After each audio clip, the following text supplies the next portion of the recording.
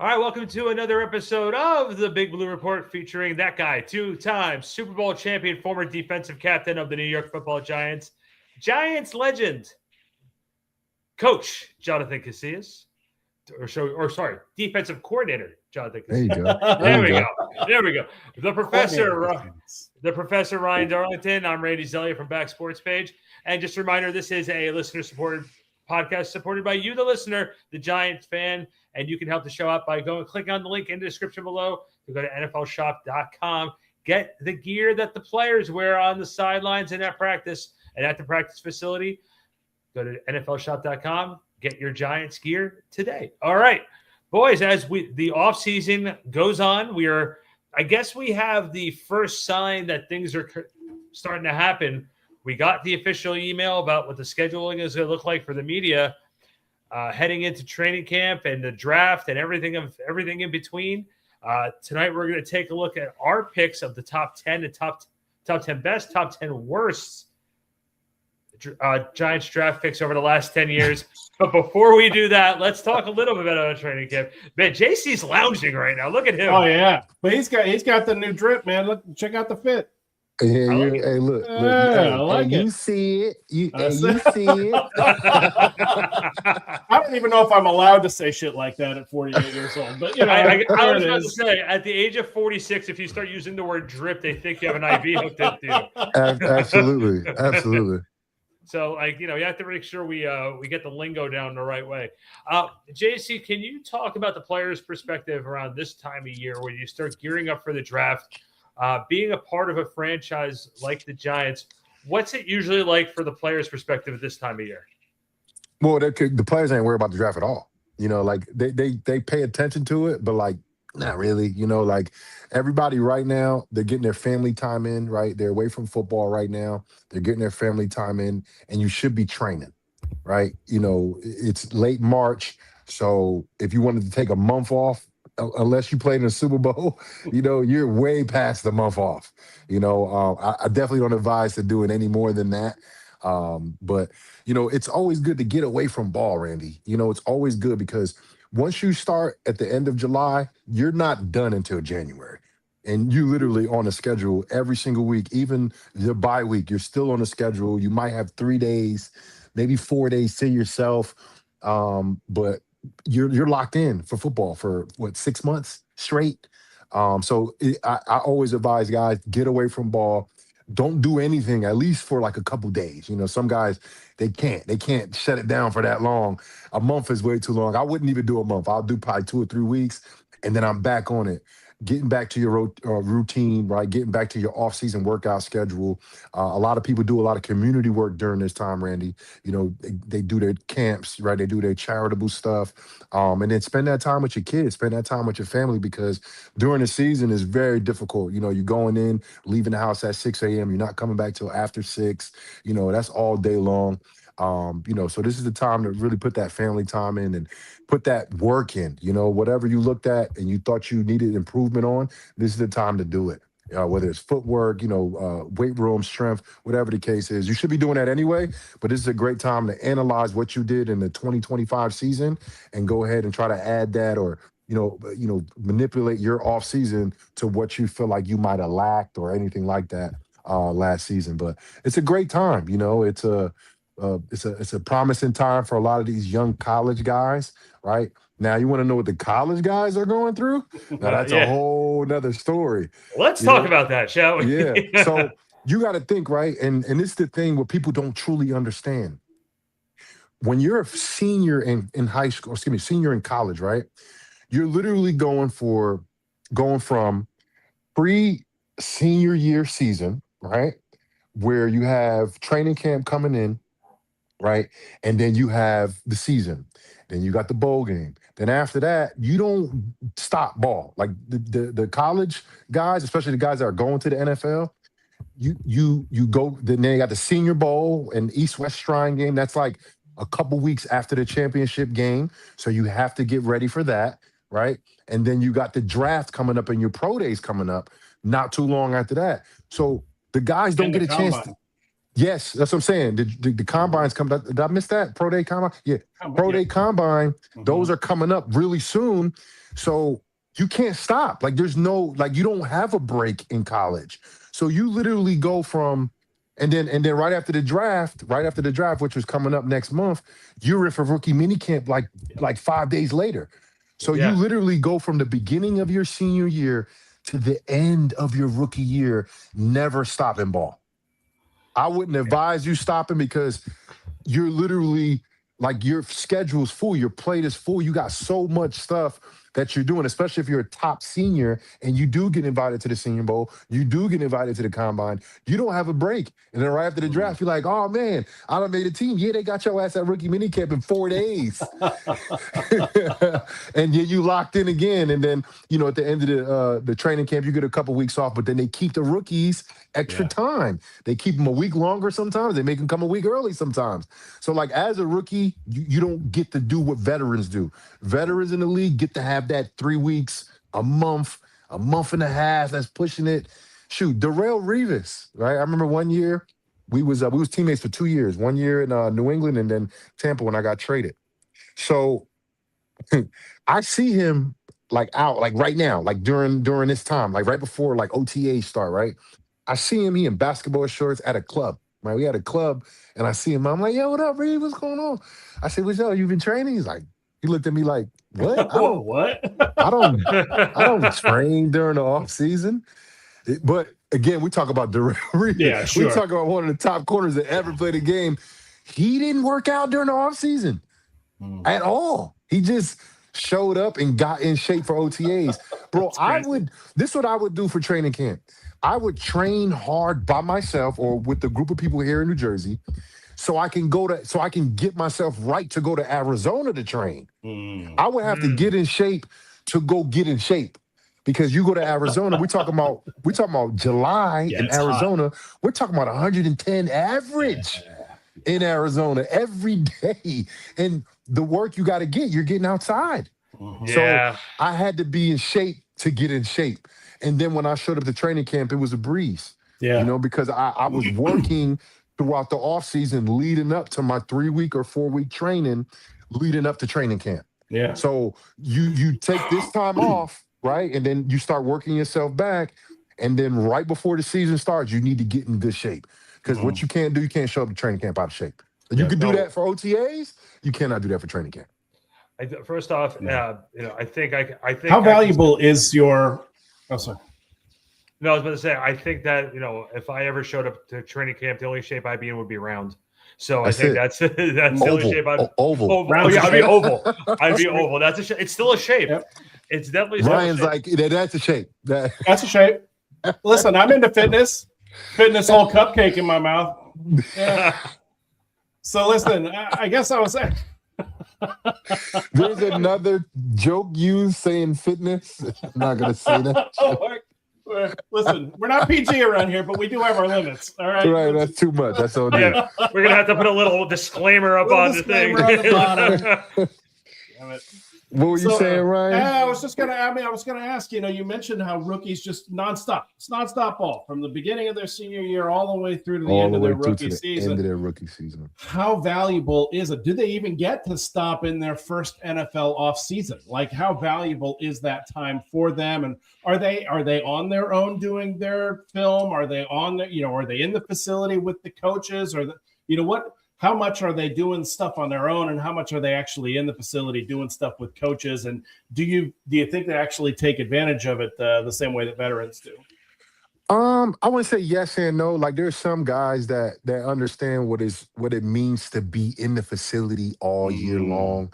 I never did that when I played outside of New Jersey because I didn't live there in New Orleans. I didn't live in New England. I didn't live in Tampa. I was living in New Jersey at the times. But, for me, I understood what it meant for the coaches to see you. It's something when they see you, like, oh, he's been here all offseason. I ain't do shit, but you saw my face.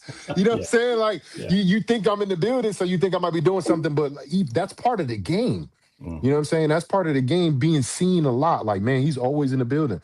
He's always working out. Like, coaches like sometimes they doubt, especially when you show up a little round. You show up a circle or oval. During OTAs. But some guys can get away with it. But as a rookie, you should never put yourself in a situation like that to where they thinking you're taking 2 months off. Like you're not Revis. You're not Revis. And Yeah. I'm sure Revis learned to do that. I think he learned that that's what he could do and be successful. But like I couldn't do that. Like I was a lower weight linebacker. Like I'm walk around without like if I'm not smashing 2 dinners a day during the season, I can easily drop under 220.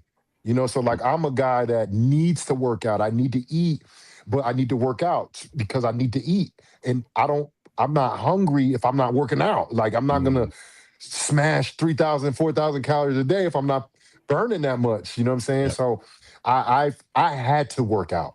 I would always take some time off, Ryan and Randy, but like I had to work out during the off season. I had to touch weights. I had to run. I had to be in shape. For me, I couldn't do what Reeves did. Like that just didn't work for me. But as a young player, you don't know what works. Don't choose that. Like don't choose what Reeves chose. You choose to work. You choose to take a little bit of time and then go ahead and work yourself back in. Start with slow deceleration drills, right? And then you start adding stuff in the weight room and then compounding stuff. And then you start doing stuff. And then boom, in 2-3 weeks, you're running full speed back to how you felt before the season. Because throughout the season, guys, so many guys just get nicked up and they got an ankle, they got a knee, they got a hip, they got a rib, they got a shoulder. So many things happen during the season. You got to let your body just rest.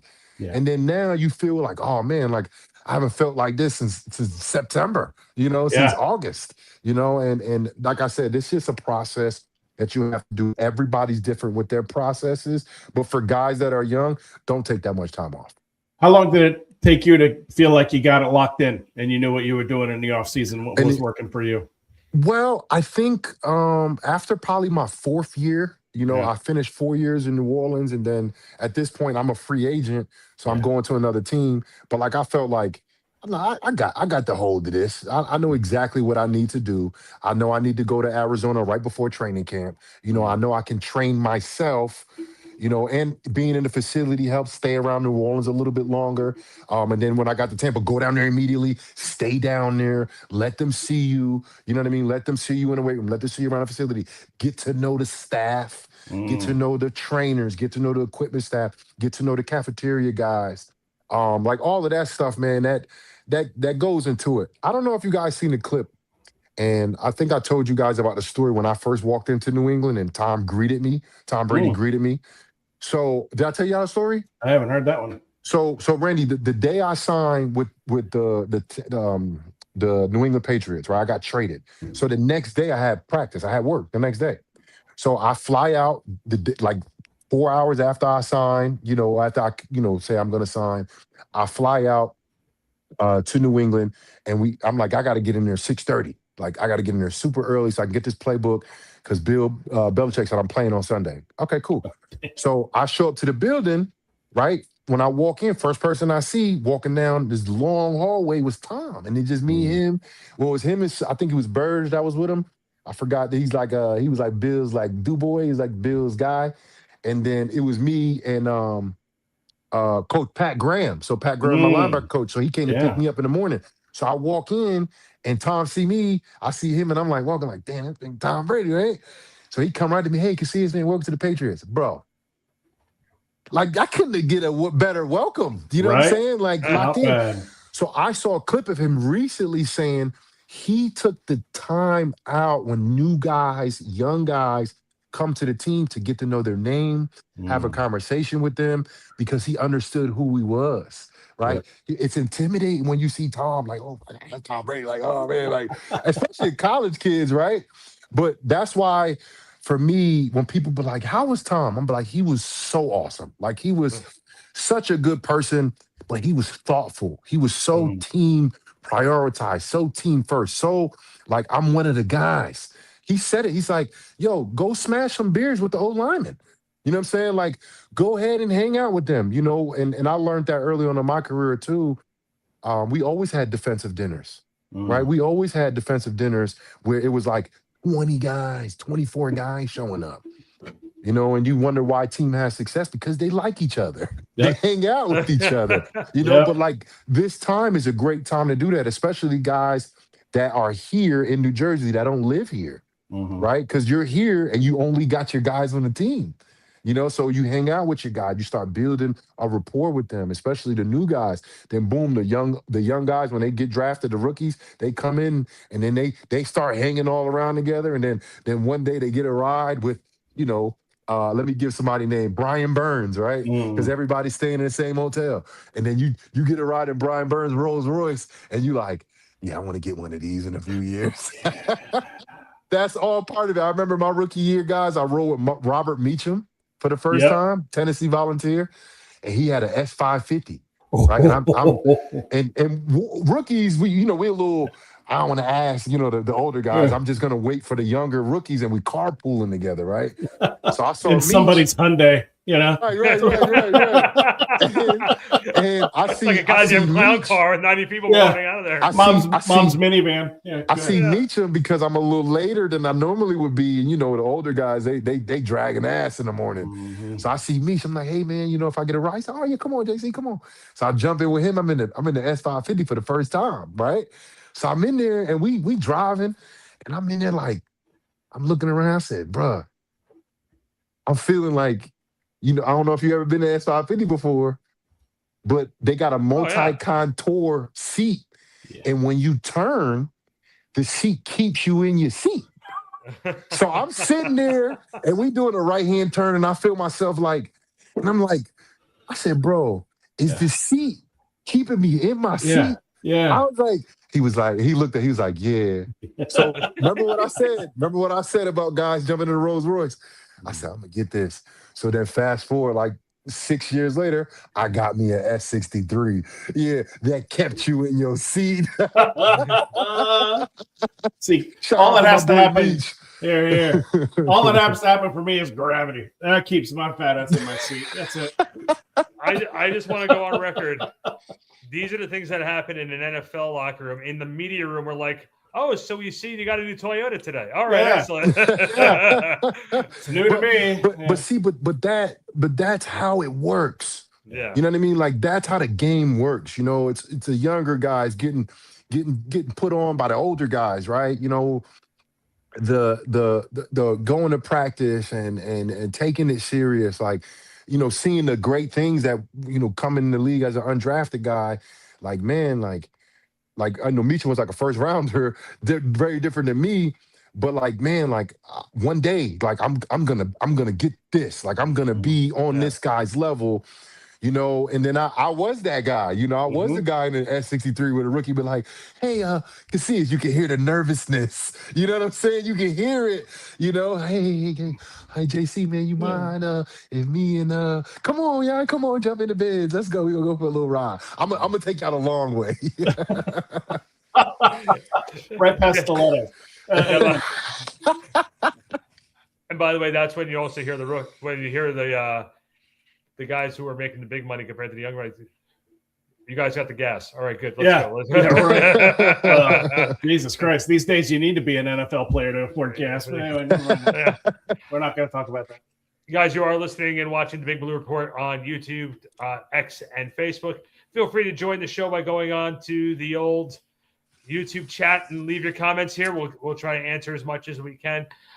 JC, we were looking at the schedule. How honest my wife can be at times, and we were looking at the away games and the home games before. And when I gave her the away game schedule, like not the schedule, but the opponents, she says to me, "I don't think we're winning a road game this year." Again, she's basing it off of last season, obviously. But you look at that.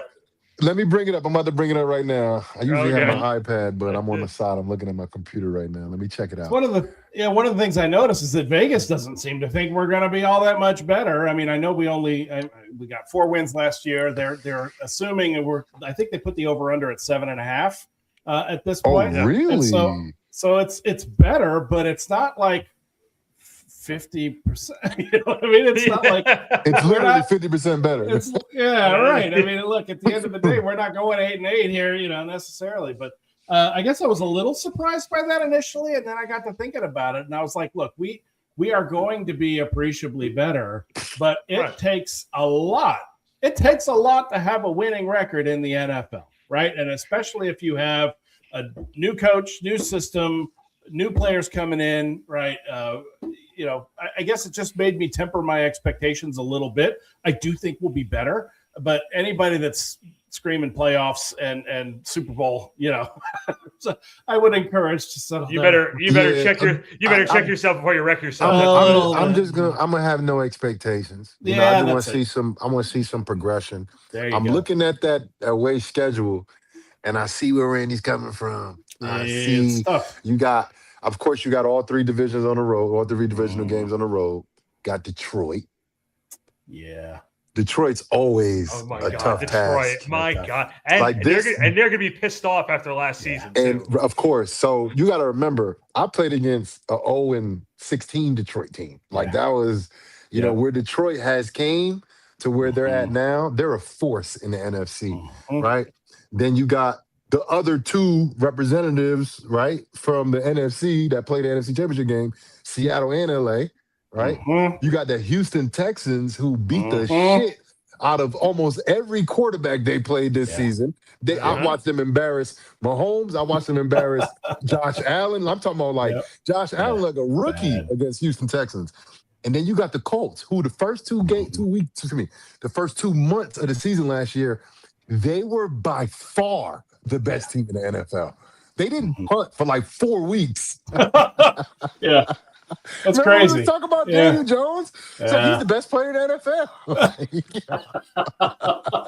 God damn it. He's coming off another significant injury. But I think what they're building up in Indianapolis, especially, featuring a running back, New Jersey guy, Wisconsin guy, and a Jonathan. You know what I mean? We kind of do that with Jonathan Taylor, type of back that he is. I get it. What Randy said, what she said, that's a tough schedule. Mrs. Randy knows the best 3 teams in the NFC. That's what you're doing. Mrs. Randy knows her stuff when she when I was reading it out loud to her, she's like, really? Really? I was like, yeah. So, and by the way, the home schedule doesn't look much better. But this is the thing, though, right? There's always teams that go from great to not so great, from not so great to great, from good to bad to good. So, looking at the schedule, everything looks kind of crazy on schedule, but we never know how Detroit's actually gonna be this year. Yeah. Losing David Montgomery was a big deal. He was a huge part of what they're doing. And Seattle, I think they built something amazing, but you can have an injury at the quarterback position, that could throw everything off. And they lost Walker too. But you could look at all the teams, man, and you can never predict. I mean, see, we got the Browns up there, but the Browns have been to the playoffs. They've been a team that can smack you in the mouth and leave you at a third. Your offense could only score 14 points against them. You know what I mean? That's the Browns. The Browns are defensively, they're always good. We got to see what they do on offense. But that's the great thing about the NFL, right? There's so much disparity between year to year. There's always new playoff teams. There's always teams like the Chiefs. You couldn't tell me going into the season last year, anybody thought the Chiefs wasn't going to make the playoffs. You can't playoffs? You can't say playoffs? You talking about playoffs? You cannot say that there was somebody before the 2025 season that said, the Chiefs ain't making the playoffs. Yeah. No way. But look, that's what you're going to win games that you're not supposed to win, and you're going to lose games that you are supposed to win. That's why you play the game. That's why you play the game. Hello, that's why you play to win the game. We play to win the game. Yeah, a bunch of JC, the other question I have for you too is, looking at what the moves have been. I heard something today that Odell Beckham is going to get a tryout, possibly. Look at the smile on his face there. Listen, that's my guy, bro. Nobody can tell me nothing about Odell, bro. And to be honest, when the Rams played the Bengals in the Super Bowl, people's like, "Who you going for?" I said, "I really want my boy Odell to win a ring, like for real, for real." But you know why? Because he's so good. Like he's so great. And because of the injuries in his career and the BS that happened in New York, and I would say that was probably his cause. Like he caused a lot of commotion that happened in New York with his exit. But like you can't tell me when you look at Odell right now, he don't look like a different person. And I'm talking about right now. I'm talking about the last like 5 years. What he's been showing us, the type of attitude he's had, the type of demeanor. He had the little thing on the flight that he had gotten into a situation about, but he's a father now. He's a Super Bowl champion now, right? The days of him fighting with the net on the sideline are way past him, and on some real stuff. You got to think, guys, Odell was in his prime 2014, 15, and 16. Every single receiver in the league right now had their hair cut like Odell. And now they're going up like, yo, that's freaking, he's Randy Moss to me, how Randy Moss, right, was to me. That's how he is to these kids. Back in the day, when you caught a touchdown over somebody, you mossed them. Yeah. Now, if you catch a one-handed pass, that's an OBJ. Like, these kids grew up watching Odell. Yeah. They wanted to be him. They tried to be him. Right? And it's not just because of the style and the swag, because he was that damn good. Now, he's not that guy anymore. No. But if he comes to this team, to the Giants, I would say he's definitely wide receiver number 3, and he'll be the best wide receiver number 3 in the league. In the league. Because you know why? He catches everything still. He's not taking slants to the crib anymore, but that's Malik Neighbors. That's what Malik Neighbors is for. Malik Neighbors is a bigger, younger Odell Beckham Jr. And by the way, if I have it, I'll put it on social. I know I have it. I just got to find it. And JC, you might remember this because you were playing there when this happened. But there was 1 year during camp where I guess I'm thinking it was 2017 during camp, and they blared Michael Jackson on the loudspeaker at camp. And Odell's standing right in the middle of the field, has the whole crowd sitting there screaming and hollering because he's sitting there breaking down to Michael Jackson. Dancing. Yeah. I got the video. I got the video of it still. So you want to talk about a showman? That was like, bro, I always did my little pregame routine. Okay. Nobody's watching me. Ain't no cameras on me. Ain't nobody throwing me the ball. Like I'm out there by myself. His pregame routine, I remember one time I sat down to watch it, bro. There's like a crowd around him in the back of the end zone because he runs across the back of the end zone, and you know what he's doing? One-handed catches. Yeah. Like I tell these kids, man, like I coach now, and I've been coaching for a long time, but now I'm official coach, right? I tell kids all the time. I say, you know why nobody cared when Odell caught one-handed passes, or if he went up from one hand and didn't hang on to it? Because he practiced it every day. So like it wasn't that, oh, let me try this one-hander. No, I'm gonna do something that I do all the time. Yeah. If you want to do that, just like basketball, if you want to do a behind the back pass, then you better do it in practice 100 times before you try it in the game. Odell done put his 10,000 hours in. So for me, it was just watching a showman. He was a real showman, yo. Like, for real, for real. I hated the off-the-field stuff and the shenanigans, but, like, that's what happens when you become the most popular player in the NFL at 22 years old. Yeah. You know what I'm saying? Like, He was a rock star at 22, and I think that, had an effect on him. And I feel like now the Odell that we will get, he professional. He's going to help neighbors. Something that, and I love Slayton, but Slayton don't know what it's like to be a megastar. He doesn't. He's been in New York 7 years? Yeah. Yep. And when you think about New York Giants players, Slayton is double digits. Like he doesn't even come to frame for the first 10, Odell understands what it's like to be a superstar in the media capital of the world, and he could actually help a young Malik Neighbors. He's a guy that could be like, yeah, you know what? I don't think that's cool, bro. Like, cause you saw me doing my crazy shit. Right. Yeah, that didn't work out for me too much. Yeah. Cautionary tale. Because he's been through the fire. Yeah. It's not like he's just this megastar. He's been through the fire. He did a lot of wrong. He did a lot of right, but he did a lot of wrong. So he learned from it, and he can definitely instill that to a guy like Neighbors, who is on the fence sometimes, especially when it comes to media relations. Oh yeah.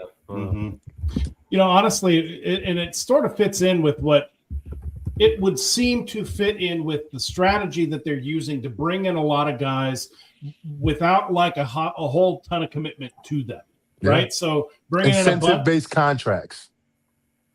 You know what I'm saying? And so right now we're broke as fuck. So we need to do that. And it just so happens that that's going to be working out for us. I actually like the direction that goes in because it gives you an opportunity to look at guys, to see how they are, to see how well they play, to see what they might be able to contribute. And then if you realize that, look, it's not where we hoped it would be, you're not on the hook for a ton of stuff, right? I mean, we've been talking about Evan Neal's contract, the kicker's contract that we brought in, that guy to compete with Saul's. Sanders, I think is his name. But they're doing that with a lot of guys. And I feel like if this is one of those situations where we can see, right? This is in previous years, I was like, no, forget it. No, we're not feeling it. This year in particular, if we're able to do something like that without extending ourselves financially, bring him in, see where he's at, because he took a year off, right? He took a year off. He's apparently healthier than he's been in a long time. He's still got the hands. We saw that at the flag football game. I know that's a glorified practice. I know what we're talking about there. But, at the end of the day, he's still got the hands. If he can contribute something and you can find that out during camp, maybe it is worth it to give it on a 1 year or something like that. I like, before you go, Randy, I like the incentive-based contracts. Yeah. Because that means, number one, the guy was willing to bet on himself. Yes. As the player. Yes. Right? Low risk to the team. Because it's like, if you don't perform, we're going to give you $1 million. Yeah. Like, that's the vet minimum. We're going to give you $1 million. Thank you for your services. I always sign up for that shit. You know what I'm saying? Thank you for your services, sir. But if you perform, like we think you can, or like you think you can, they will happily give you an extra $3 million. 100%. They will gladly write that check. Trust me, if you hit your incentives. So I love that thought process going into free agency for the Giants. Yep. See, baby G in 2010, my boy over there, Newsom on a 1-year prove-it deal. Yeah, a lot of that going around, and that's fantastic because they do need to prove it. And if there's a big bag of money waiting for them at the end of the day, if they do, right? Absolutely. Like you said. So everybody wins. I just can imagine Ryan showing up, sitting there saying, "All right, I made it to the building. Where's my $1 million? Where's my fucking $1 million? Let's go. Can I have that in cash? I'm afraid that might put me in a higher tax bracket. Listen, if I get out of the car, it's an extra $1 million. Come on, let's rock and roll. Damn. Anyways, one of the things that we've been hyping up on the show this past week, we were talking about the best and the worst of the NFL draft for the New York Football Giants over the last 10 years. Producer Ryan has done a great job of doing some graphic artwork. We are sparing JC the hate mail and the hate text from his. Listen, I've already been demoted from my video and radio status for the Giants. Let me at least do my play 60 next month, all right? And in other news, Jonathan Casillas has been banned from the Giants building. Golly. You see JC's pictures hanging up at the Quest Diagnostic Center. I'm not going to win for you, JC. I'm pulling that back in from the universe. We're not putting it out there. I appreciate that, man. Thank you very much. All right, what we got, fellas? All right, so let's go with producer Ryan's list first, if that's all right. Producer Ryan, what do we got for us? He's going to throw us out there first. Boom. Okay. Let's go left to right. Let's go with the best he put over the last 10 seasons. He put Dexter Lawrence at number 1. Who's that Dexter Lawrence guy? Listen, it's that didn't work out. So this is since 2016, right? So it's supposed to be. He cheated. He cheated a little bit. That's all right. We got Landon Collins on there. That's okay. We like It's Landon. all right. We'll take Landon Collins. I'll No take problem. that. Yeah, I'll take Landon. Yeah. That's my guy. Look All at right, keep Jackson. going. Look at Jackson Dart, number 5. Atlantic Collins 4, Jackson Dart 5, Julian Love 6, Malik Neighbors 7, Xavier McKinney 8, Wandell Robinson 9, and Cam Scatterboot 10. Before we go to the worst, let's look at the best. JC, what do you think on that list? I like it. I think Cam Scatter was a little premature, given that he played a half a season so far. Like if he finished the season with 1,100 yards, I'd be like, all right, but he did it. He had good plays. He had good showings here and there. I think Cam Scatter was a little premature to be on the list. I just want to go on record. What does that also say about what's available for the list? Get him up there. That is true. We're making it work. We're making it work. True. Yeah. Listen, on my list, we were sitting there going around going, you know what? Look, new towel boy. He made the list. We drafted him. We got it from Wisconsin. That dude can throw a towel. I appreciate Ryan's list, especially how he started off. Dexter Lawrence is one of the greatest football players to ever play for the Giants. I promise you he is. He's that good. That's why last year, I spent the whole year trying to figure out what's wrong with him.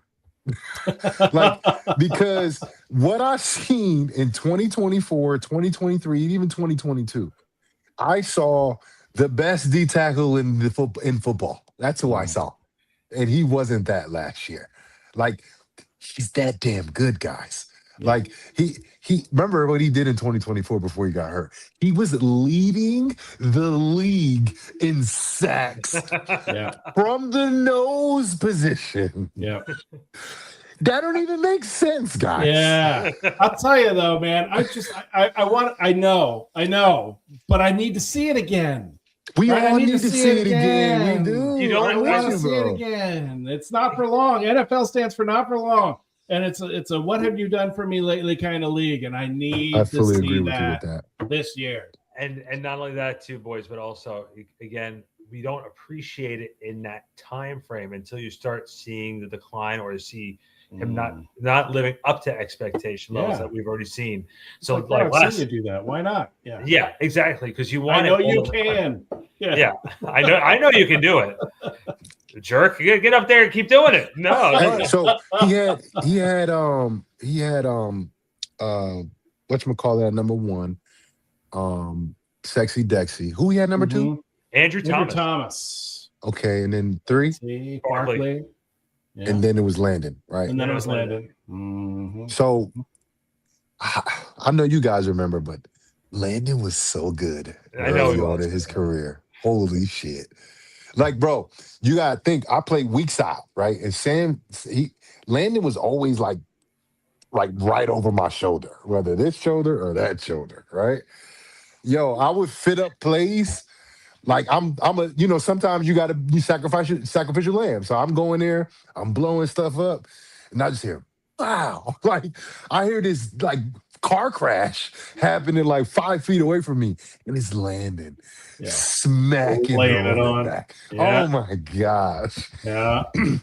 Landon was amazing. And then we all know what Saquon did. Like people, and if he was the guy that was in Philly, right? If he had that production, he would be number 1, right? Mm-hmm.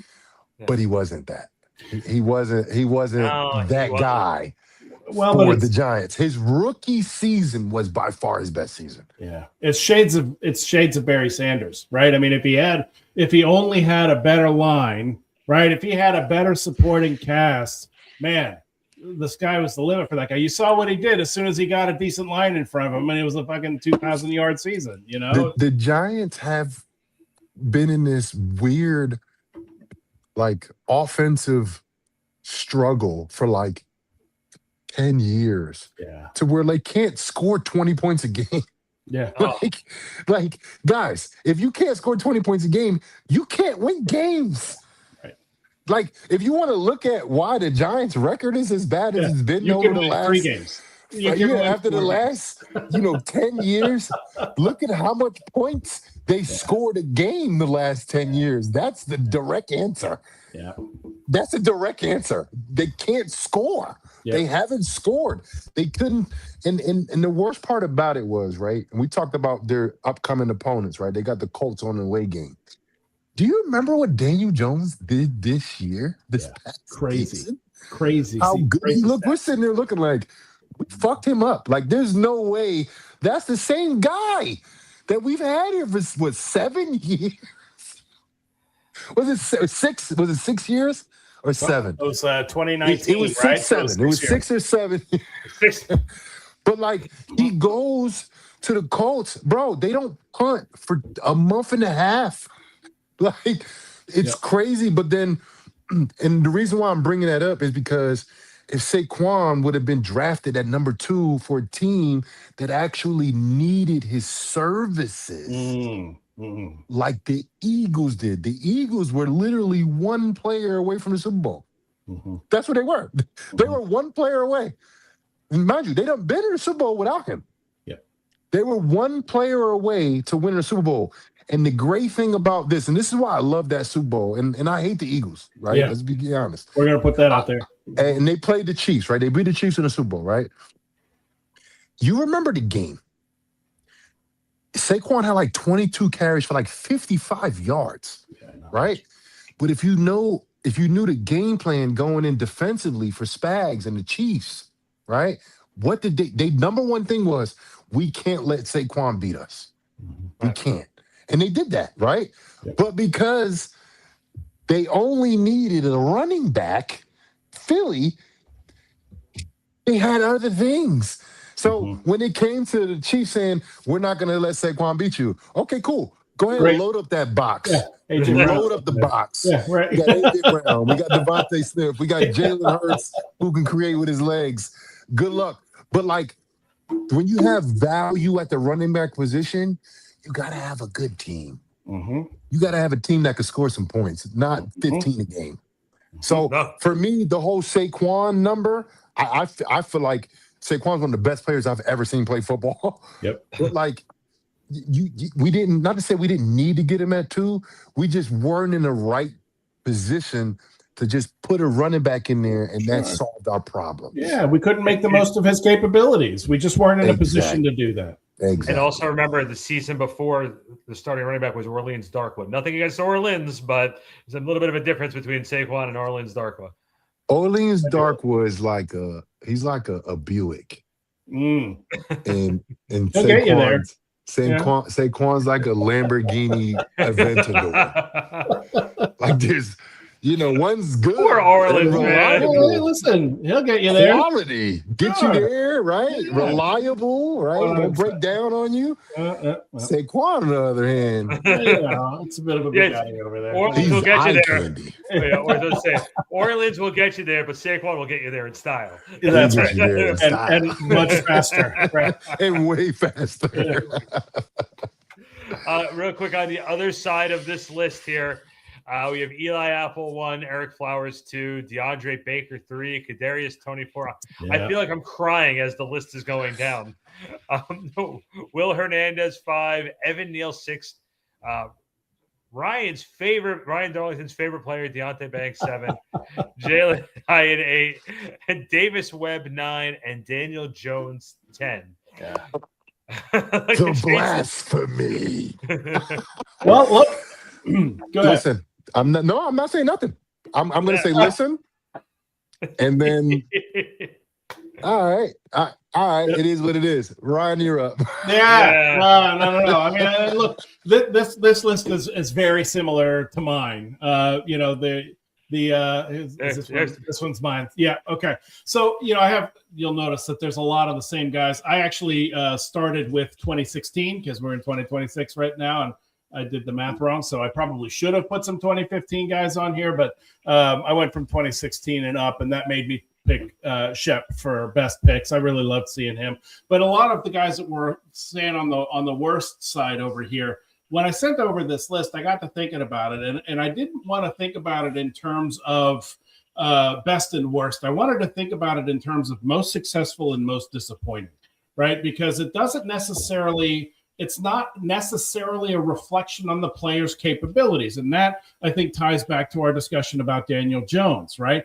Daniel Jones clearly had the capability. We saw what he did in Indianapolis, right? But John Mara himself has said, we've done everything that we could possibly do to fuck this kid up, right? Yeah. And so through no fault of his own necessarily, and I'm not going to say no fault of his own, but through less fault of his own, he makes the list not because he's a terrible player or because, I'm dogging him for not being able to throw to the outside, but he's just disappointing, right? It's just disappointing.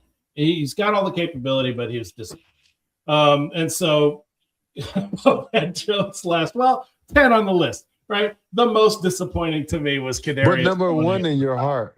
The number one in your heart, always number one in your hearts. Right? Andy Dufresne, the only man who's able to crawl through shit, come back clean the other side. Coming out clean on the other side.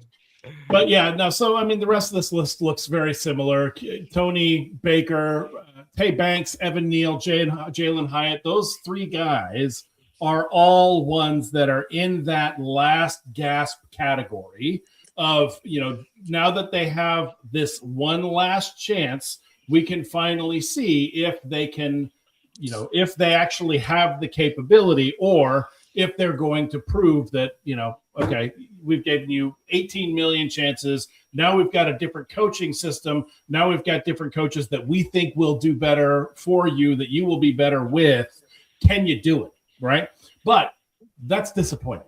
Right. That's disappointing to see that these guys have fallen so far, especially with Evan Neal being drafted so high. We traded back up into the first round to get Tay Banks. Jalen Hyatt was a 73rd overall. I think that makes him a third round pick. But, anytime you draft these guys in the top 3 rounds, you have expectations. You have expectations that they're going to be able to be a difference maker for your team. And these guys they just weren't. They just weren't, right? O'Shane Ximines, Azeez Ojulari, they were great initially, but they just couldn't stay on the field. And it's not through any fault of their own. They just disappointed, right? I'm not mad. So, I'm disappointed. So if I actually did my list, and I'm going to be honest with you, because Eli Apple, as much as I have disdain for him, like I don't really like him, I'm not too fond of him. Yeah. Like if I see him, I'll give him a hug, and I'll be like, I still don't like your ass. But he's a Jersey guy, and we were teammates, so there's some love there. There's always going to be a little bit of love there, yeah. You know what I mean? So there's some love there. But he actually had a decent career. He played good football for a long time. Not for us, though.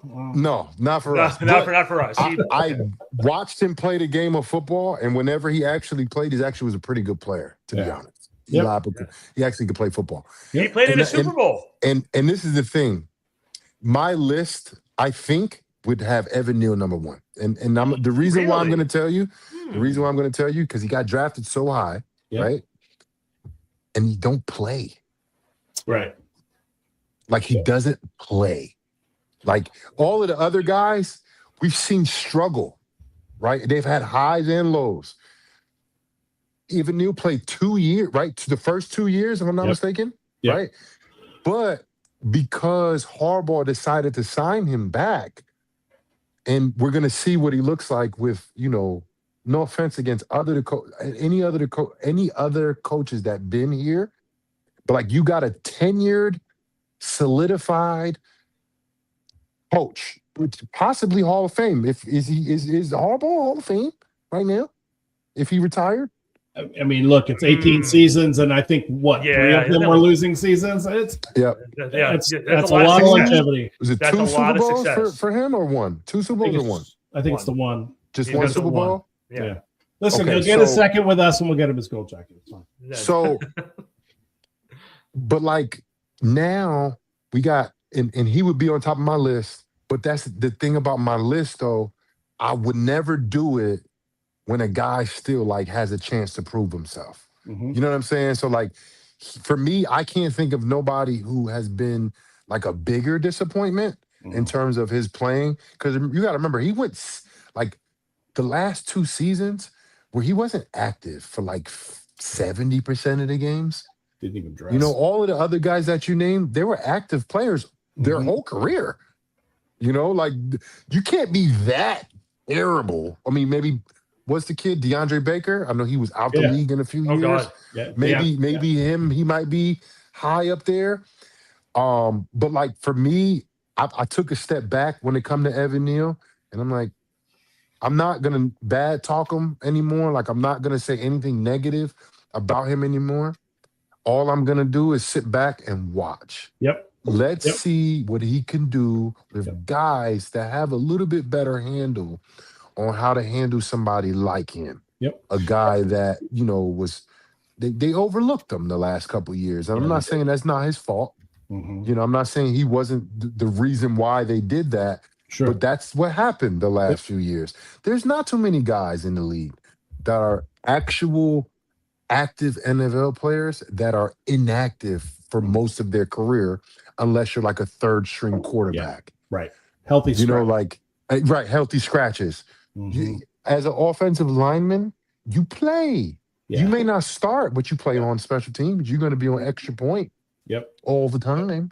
Yep. But like for me, he would probably been at the top of my list with an asterisk next to it, meaning he still got some work to do.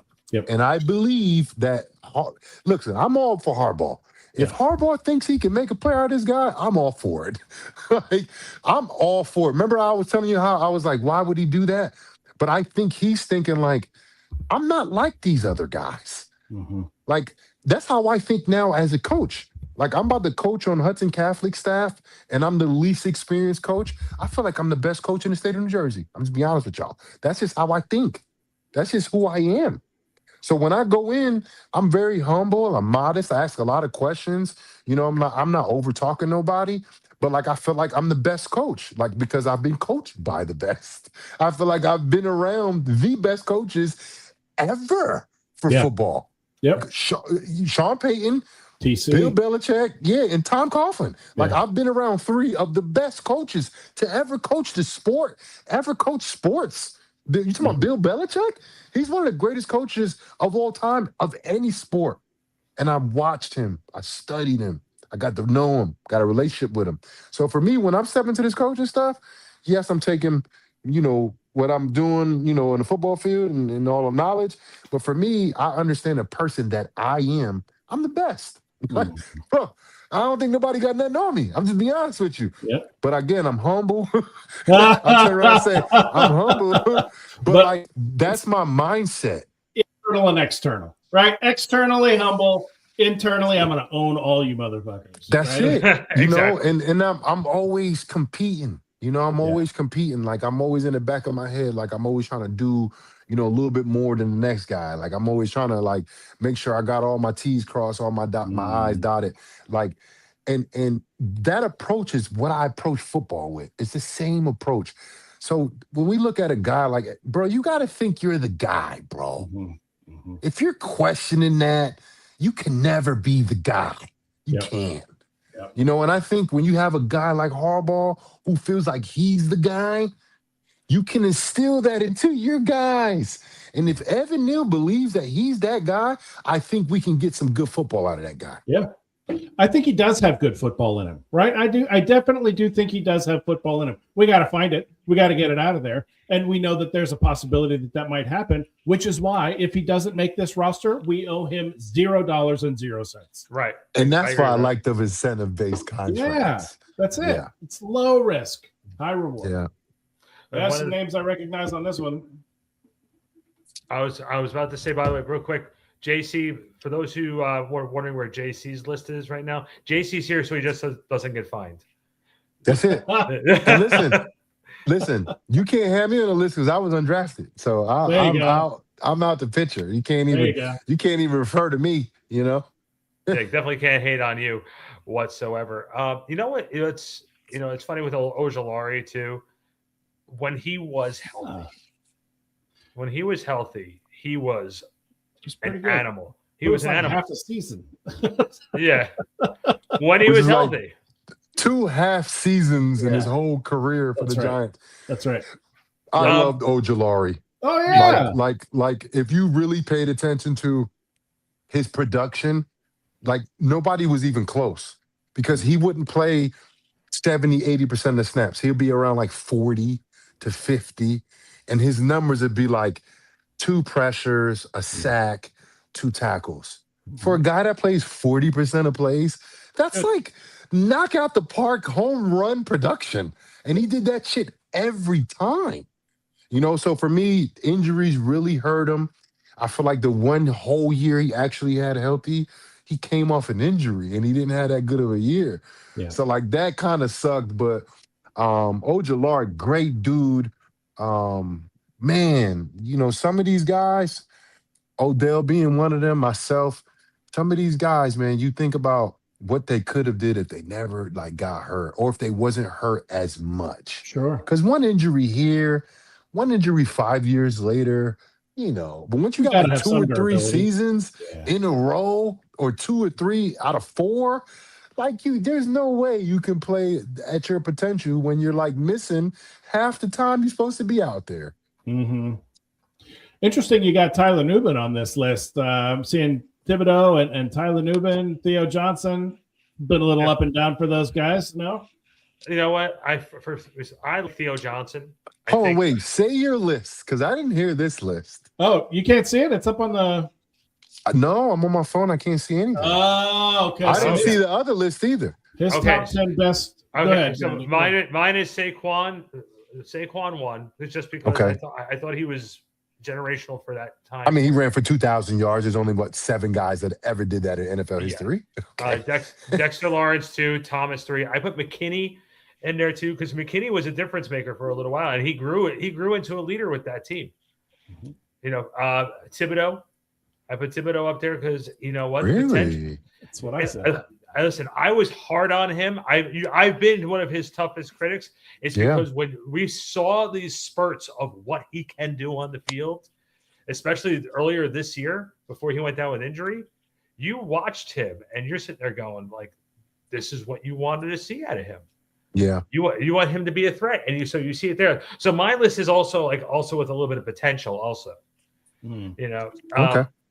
Malik Neighbors, again, I'll tell you when I got sold on Neighbors, because I really wasn't sold too much with him last year, because he had Tommy DeVito throwing to him, and he also had Daniel.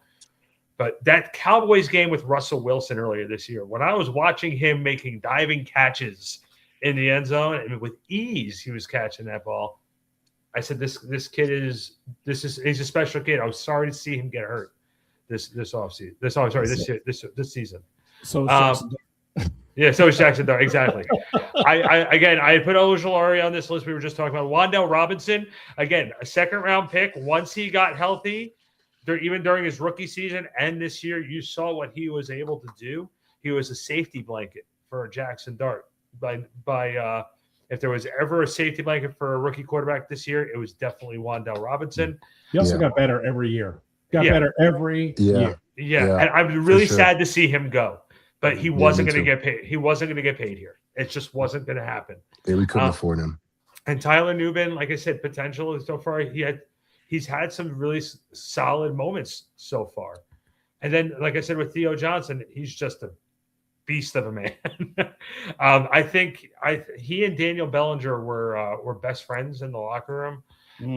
And those guys pushed each other. It's going to be very interesting to see how Theo Johnson responds to Bellinger not being here. Pronouns, pal.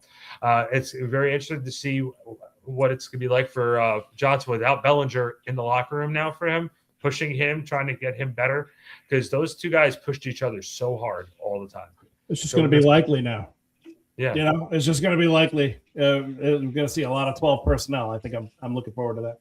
Yeah. I'm surprised that none of y'all had OBJ on that list. Well, he was 20. What year? Was he? He was 2014. I'm tripping. 2014. He was before I got there. He would have been tripping. He would have been on my list. when you first told me about it, I was thinking you talking about all time. Mm-hmm. So I literally was looking up Harry Carson. I was looking up historical. Yeah. That would have been way more difficult to do for sure. Yep. But my bad. So sometimes my timing a little off. So That's OBJ's he's 3 years earlier than 10 years. So sorry guys. All good. You got Daniel Jones, number 4 of your worst draft picks. Oh yeah. So let's do the worst. He's got KT. He's got Kadarius Toney. DeAndre Baker. That's his number one? That's number one. Kadarius Toney. And I'm not going to argue with that. I can't argue with that either. Yeah, he was bad. DeAndre Baker. I haven't found one person who likes Kadarius Toney yet. So. Yeah. We shouldn't have gotten rid of him. Yeah, Tell us how you really feel, Ryan. Right? Seriously. So Evan Neal, DJ is number 4. Zimenez is number 5. Matt Pert is on the list. You got O'Shane up there, dog. He's got him on the worst draft picks. Is it just because he was hurt? Yep. I think, but that has a lot to do with it. Like if you play and you can't stay healthy and they picked you high and you can't stay healthy, that's not good. It's just disappointing, right? I mean, look, he's 95th overall. So what's that, a 3rd or 4th round pick, something like that? He's not meant to blow the doors off, but you were hoping because he showed you that he could do it. He showed you that he could be a good player. That's the biggest. It just didn't materialize, and that's why it's the biggest smoke screen out. It's the biggest smoke screen out there. As soon as you show that you can do a little something, you're done. Because the expectation level. By the way, I put Lorenzo Carter on this list because he was another one where you saw the potential, and it can never be consistent. Yep. Sam Beal is on his list. Gary Brightwell is number 9. Brightwell drove me crazy. But he's a number 196 overall. When did we get the guy? In the 6th round? Right. But again, it was because, Ryan, and please don't take this for disrespect. And, JC, the guys who I have to deal with in that media room.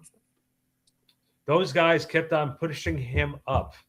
They're like, oh, Brightwell is going to be able to do this. Brightwell is going to be able to do that. You can put him in multiple positions because Brightwell can do this. And every single time I'm like, okay. He had a good preseason. Yeah, that kid won preseason every year he was in the league. Yeah. Because he had great moments in the preseason, but he was just it drove me bananas because that's all I heard for like 3 seasons was Brightwell. Then you got Darius Slayton on your list of 10 worst draft picks. Yeah. No way. That's controversial. So just want to know why? Yeah.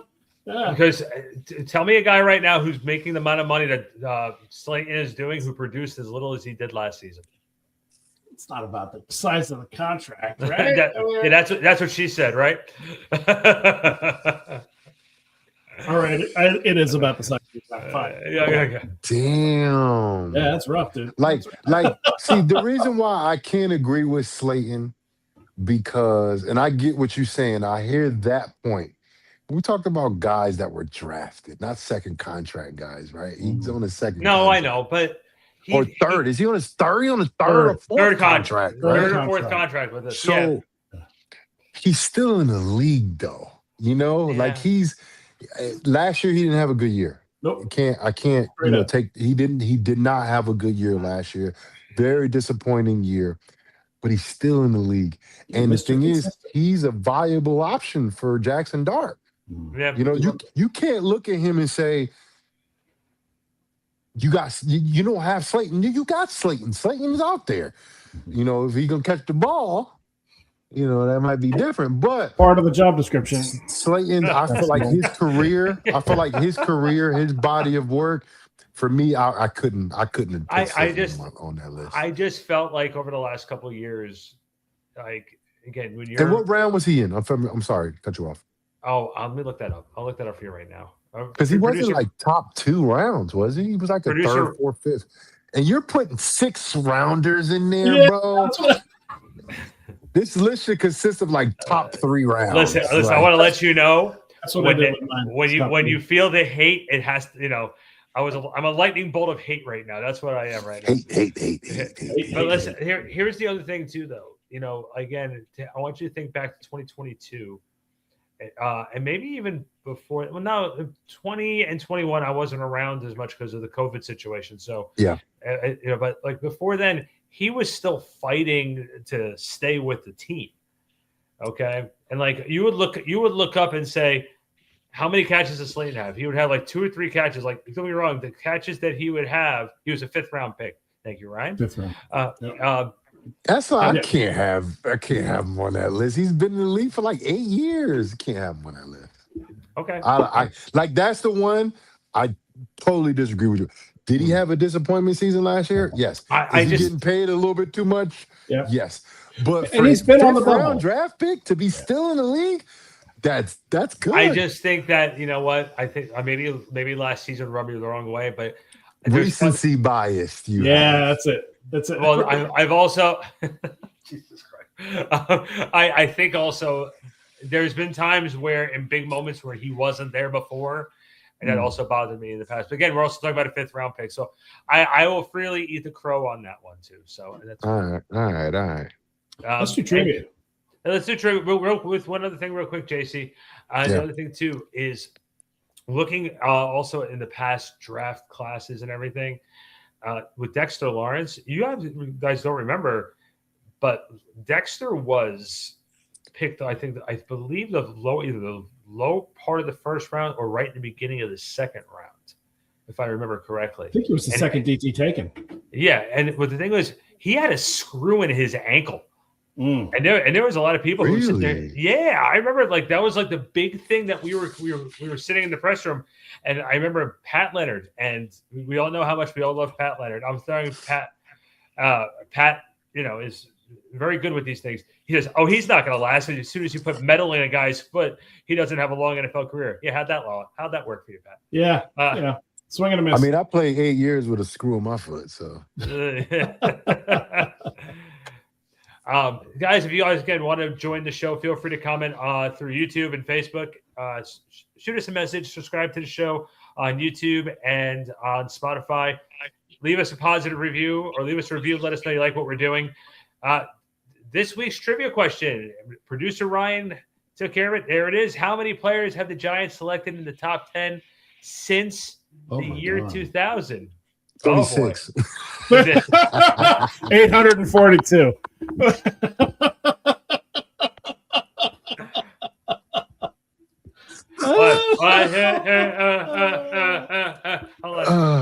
I'm up to 40. I'm up to 41. How about you guys? In the last 26 seasons, right? How many first round picks have they had?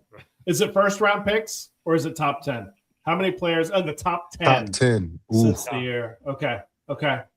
I'm not going to remember all of them, so I'm going to kind of take a swing at I'm going to take a swing at a guess here. I'm going to go C 11 times. I'm going to go B 10. I get to choose today because you do. Question. I'm going to 13.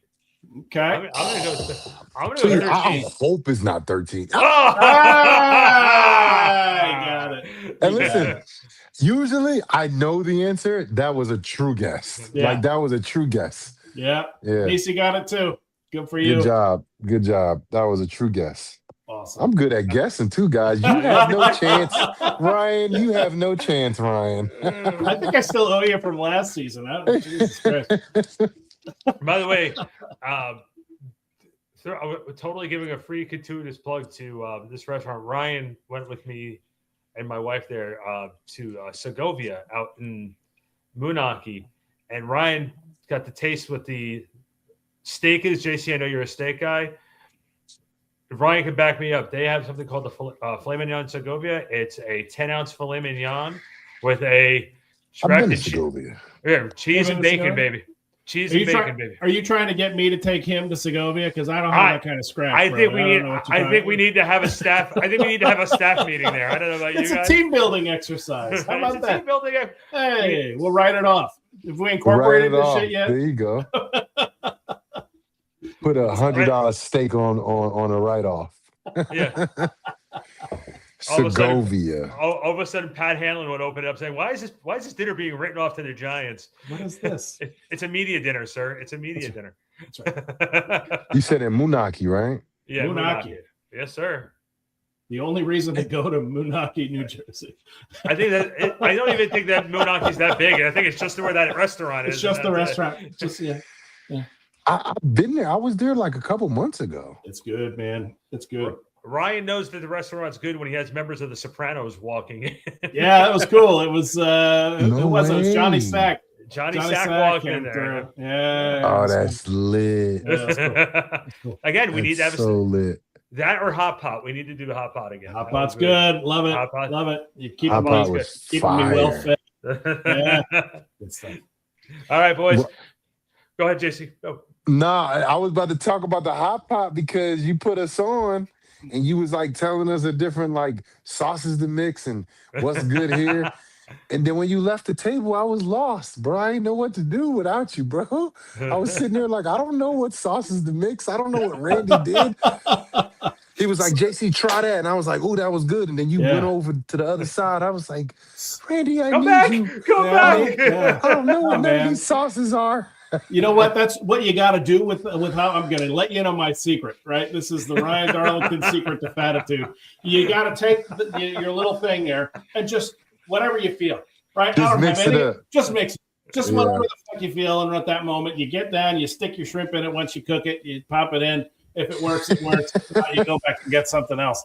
But oh yeah, the Korean barbecue, you got to add that 100%. Absolutely. Now I got to fucking go to hot pot again. All right. Speaking of something you can't miss out on, don't forget May 30th, Pomona, New York, SpiderGame.com, license plate guy and Brian Burns. Great event, great cause. JC will be there. Game. It's a softball game, dodgeball game, and home run derby. JC will be there. I will be there. And guys, before we plug other people, could we make sure we get together before the season starts, guys? Can we do that? Yes. Can we do that, please? We will definitely have a staff meeting for that one. Yeah. Definitely. It's a good plan. It's a good plan. And real quick, SpiderGame.com. Premium tickets are now on sale. License plate one, just to throw that out there. Premium seats are on sales. If you're looking for sponsors, they're looking for sponsorships, of course. If you're a local business, go check them out. SpiderGame.com. Brian Burns for the Brian Burns Foundation. Speaking of foundations, don't forget to show love and support for our guy right here, the Jonathan Casillas Foundation as well. JC, we're getting close to camp time for you. Yeah, we're doing 2 camps this year, guys. Well, it's 4 camps, but in 2 different locations. Okay. So we're gonna do one in New Brunswick on June 6th and 7th. Hey. Right? Yeah. And then the next week we're gonna do Jersey City, Wow. June 13th and 14th. So we're working on all the logistics right now, have flyers and do all of that good stuff. So we're just putting together everything and making sure I get my partners and my sponsors and everything in line. So it's all working out. I'm so happy to be coaching in Jersey City, but for me, coaching is, we're doing Hudson Catholic, but for me, I want to have a lot more impact on the town that I was born in, Yep. Well, and this year, Ryan and I will be at the camp. We will Yes. definitely be giving it to- Yes. I have a Like feeling it. that I will be handling your media request for that one too. Thank you. Yeah. Please. I need got a you. guy. I got Hey, you. I need got a guy. Can you be my guy? I'll be your guy. I am your guy. Thank you, All right. Randy. And I'll just be there. Ryan will be the guy. Ryan will be the guy in the stands with the popcorn and looking for the hot dog guys. I thought you owned a food truck, man. Where is it? We got to figure the food truck situation out. All right. We're not talking about the food truck situation. Yeah, X night. I'll file that back. All right, guys. Thanks very much for checking out the Big Blue Report. We will see you next week as the draft inches closer. We'll have it all broken down for you. We're having a lot of fun here getting things ready. What will we come up with next week as far as breaking down this New York Giants franchise? We'll go back in their history. Maybe next week we'll start looking at the top 10 free agent signings. I like that. Oh, boy. So I'll tell you one guy. Probably one guy who probably will not be on the best side. No, we'll save that for next week. Yeah. All right, Relax. Yeah, well, we'll talk about that at a later point. All right. We'll see you guys next week here on the Big Blue Report featuring that guy, 2-time Super Bowl champion, Jonathan Casillas, the Professor Ryan Darlington. I'm Randy Zellea. Thank you, producer Ryan. We will see you next time.